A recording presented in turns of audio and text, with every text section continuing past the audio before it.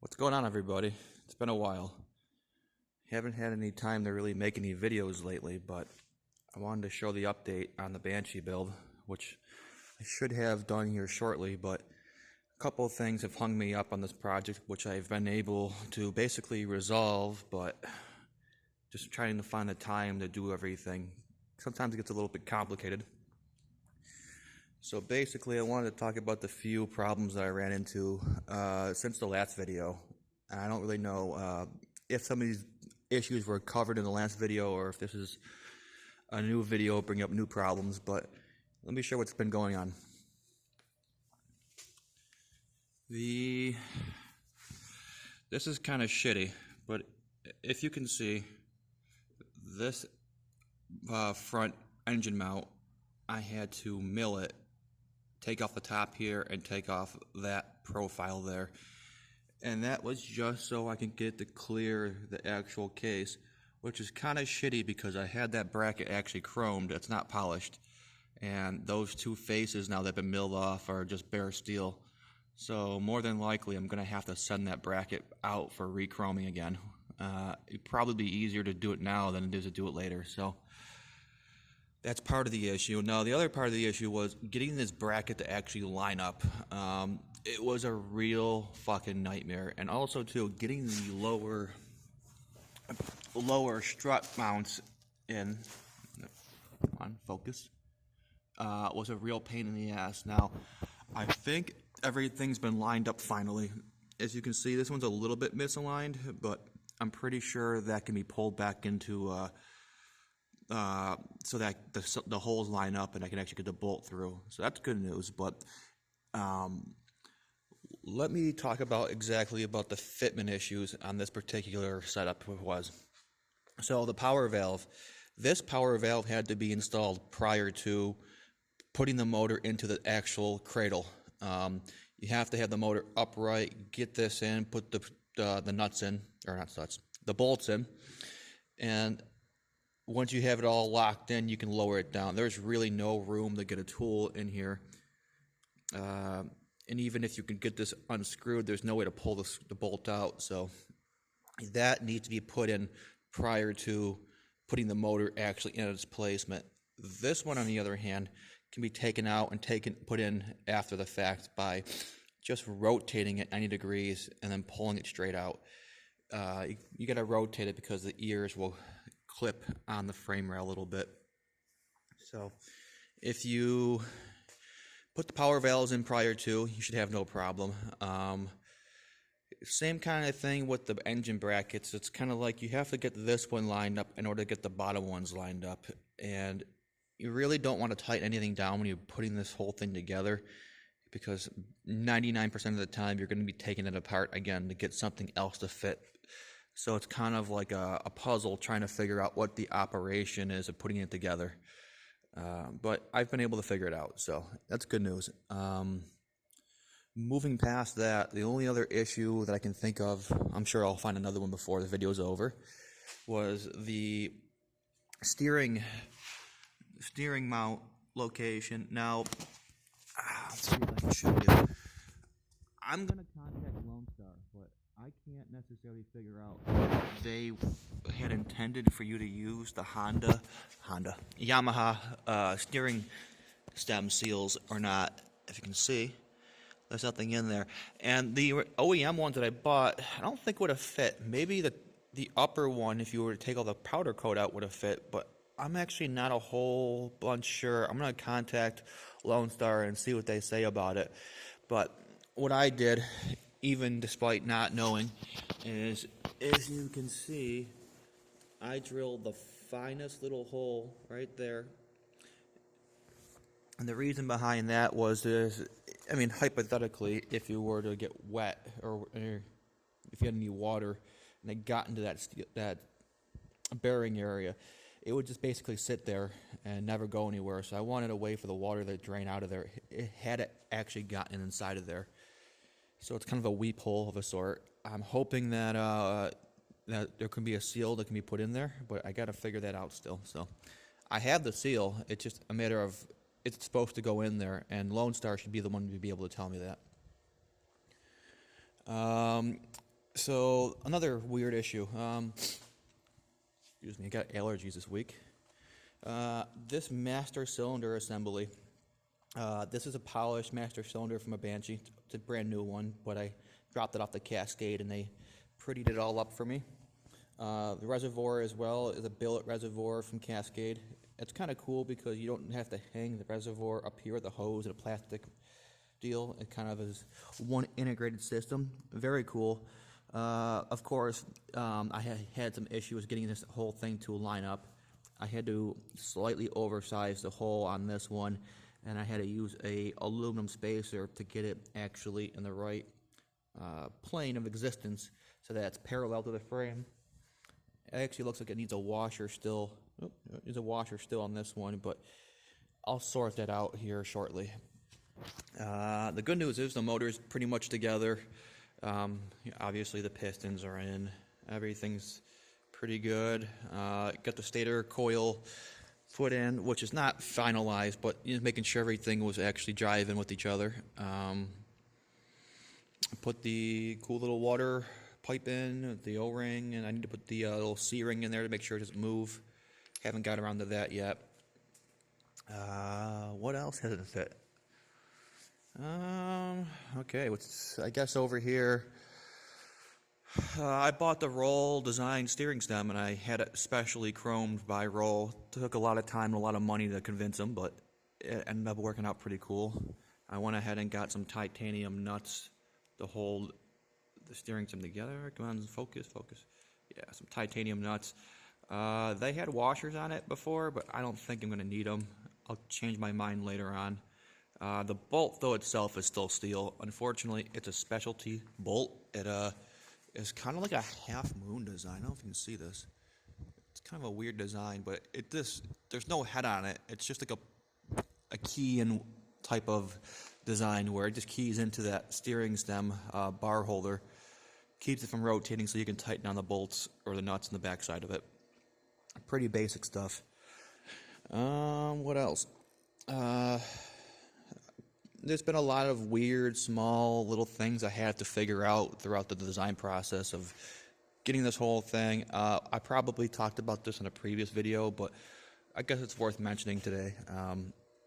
This was a pain in the ass to figure out.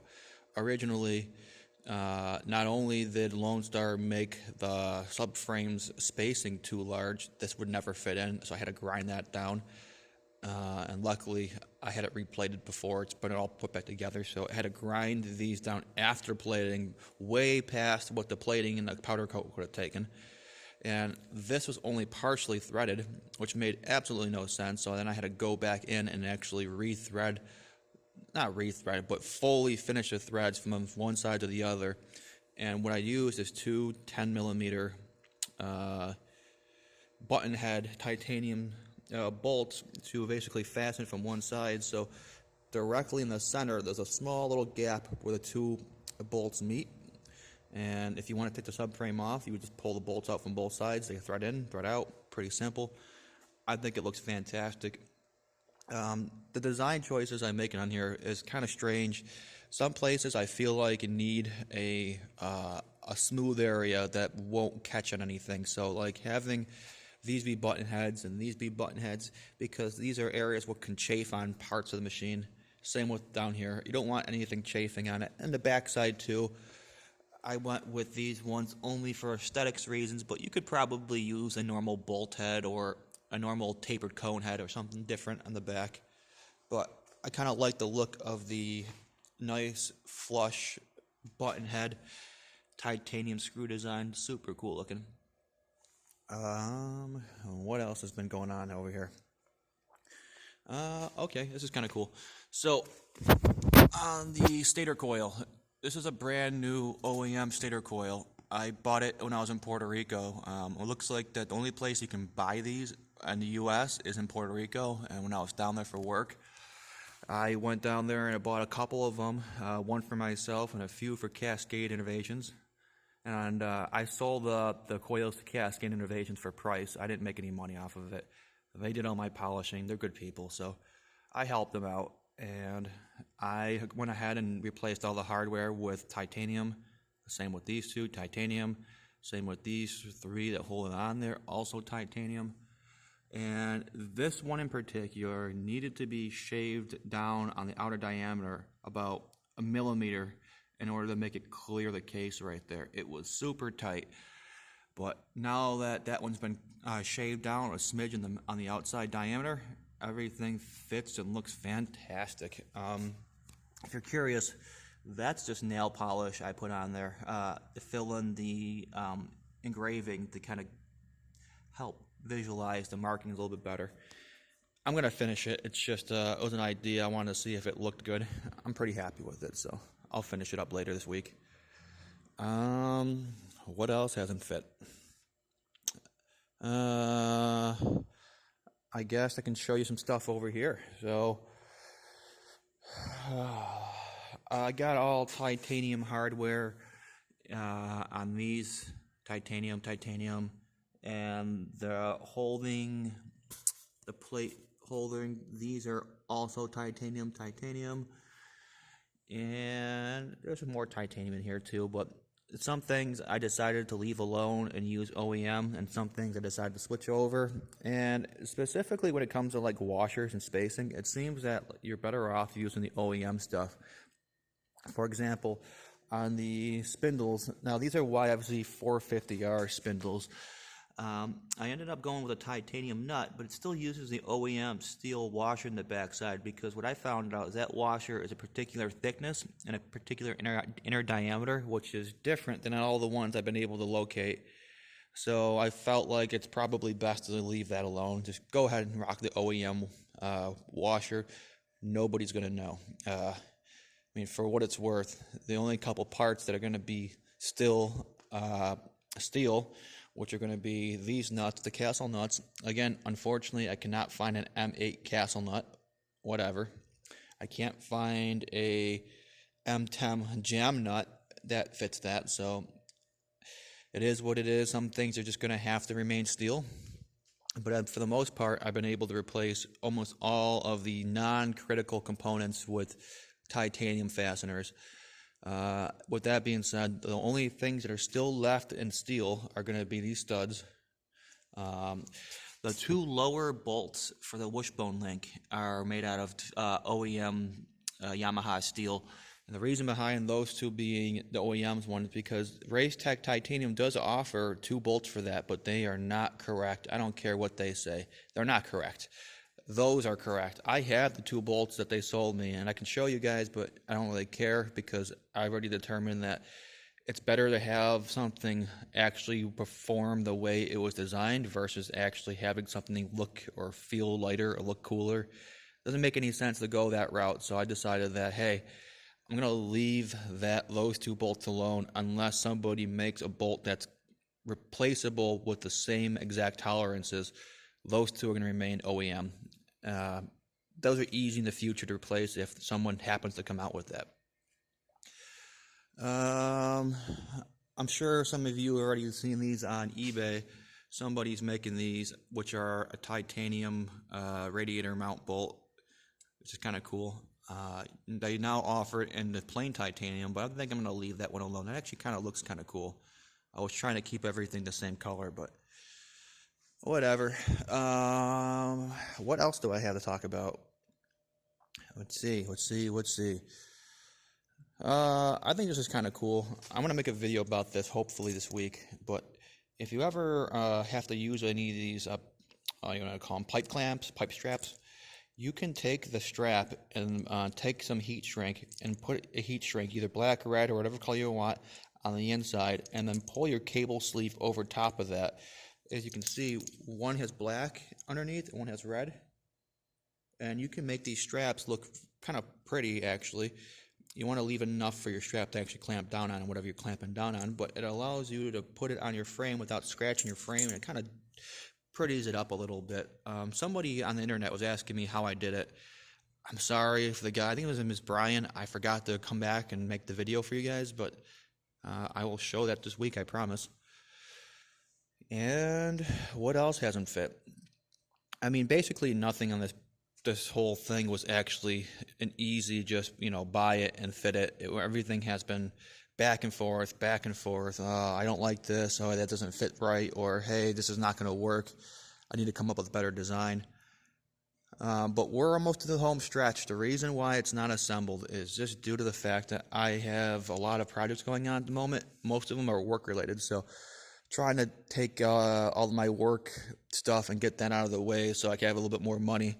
Because what's the point of finishing a project if you're not happy with the parts that you put into it? So I'm trying to make sure that I do this right the first time. I'm not tearing it all apart at the very end. Everything has been done as professionally as I can do it. I mean, I even went as far as to take that bracket and put it in my CNC mill. I didn't bother cutting it with a grinder or a sander. I actually milled everything. So, I mean, that's trying to make this bike to be the prettiest version of itself as I can do it. And I spent a lot of time sourcing each bolt, each fastener, each everything. It's just, I want it to be perfect. And there's no such thing as perfection, but I'm going to get pretty damn close. If I had it my way, this whole project would have never happened. I would have went the narrow front rail, like from a 250R geometry. But they don't make them anymore. So this is as close as I'm going to get on this build. I think once this one's complete and I get this whole project wrapped up and I'm ready to start a new project, I think where I'm going to start is I'm actually going to start by building my own custom frame. And I have all the capabilities here to do it. I have my Miller setups over there. I can do aluminum and steel. I'm sure other metals too, but it's my main two. So I have the capability of doing it. I have a CNC mill in the back, and I have a plasma cutter over in the corner and a bandsaw. So I have all the capabilities of building a frame. It's just I don't have the time currently because I'm also working on my truck project over there. And I got a few other projects that are just floating around the workshop that need to be finished. And I've also been spending a lot of time actually putting together the workshop from my last adventure. We were moving out, and now we're staying. So that's kind of what happened. So it's been a process to get everything back to where I want it and actually get my projects complete on a reasonable timeline. And I'll show you guys the parts department of my build.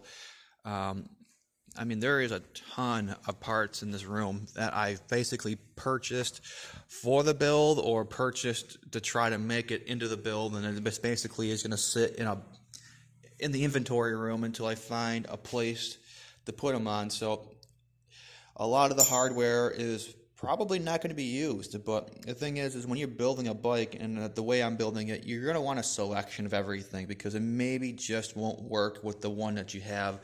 But if you had a different version, it's nice to test fit it before ordering everything. So I buy everything in quantity, probably way more than I'll ever need and ever use in this one project. But these bolts and hardware will transfer to another project in the future. So not really upset about all that stuff. And we got a ton of stuff like brake calipers and everything that needs to be put together.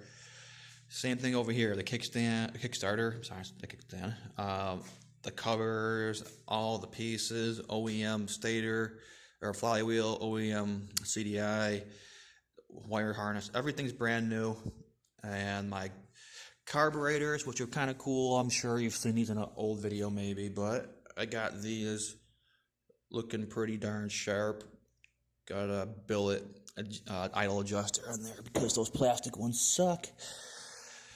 So it has been a fucking process, but don't worry, I'm almost there. I got some ideas of how much longer it's going to take me to get it all wrapped up, but again, it's not a rush to get this finished.